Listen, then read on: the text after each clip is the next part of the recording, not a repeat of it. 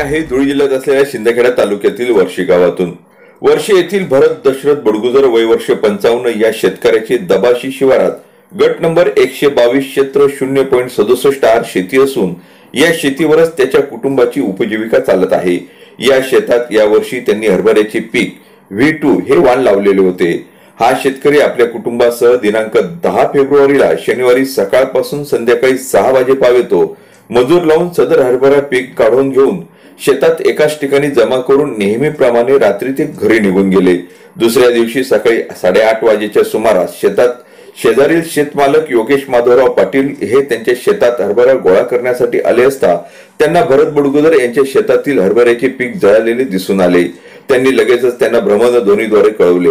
रविवारी संध्याकाळी 6 ते सोमवारी सकाळी 8 वाजेच्या दरम्यान हरभरा पीक जळाल्याचे लक्षात आले। संपूर्ण हरभरा पीक जळून खाक झाला असून सुमारे 2 लाखाचे नुकसान झालेले आहे। त्यामुळे झालेल्या नुकसानीमुळे शेतकरी अद्भुत झाला असून कर्जाचे ओझे कसे फेडावे या विवंचनेत सापडला आहे।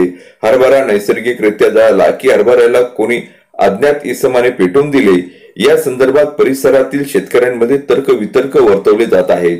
या संदर्भात पोलीस स्टेशन नरडाणा येथे फिर्याद दिली असून सदर घटनेची कसून चौकशी करून मला न्याय देण्यात यावा अशी मागणी नुकसानग्रस्त शेतकरी बडगुजर यांनी केली आहे। पुढील तपास सहाय्यक पोलीस निरीक्षक पाटील व पोलीस कॉन्स्टेबल किरण साळुंके करीत आहेत।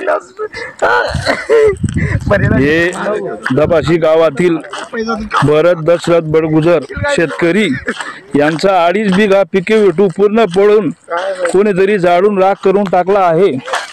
याची दखल सर्व शेतकरी बांधवांनी घ्यावी व आपल्या आपल्या शेतात रात्रीला 2-3 वेळा चक्कर मारावे किंवा थांबावे ही नम्र विनंती। परिसरात सर्व शेतकऱ्यांनी याची नोंद घ्यावी असा प्रकार घडत आहे।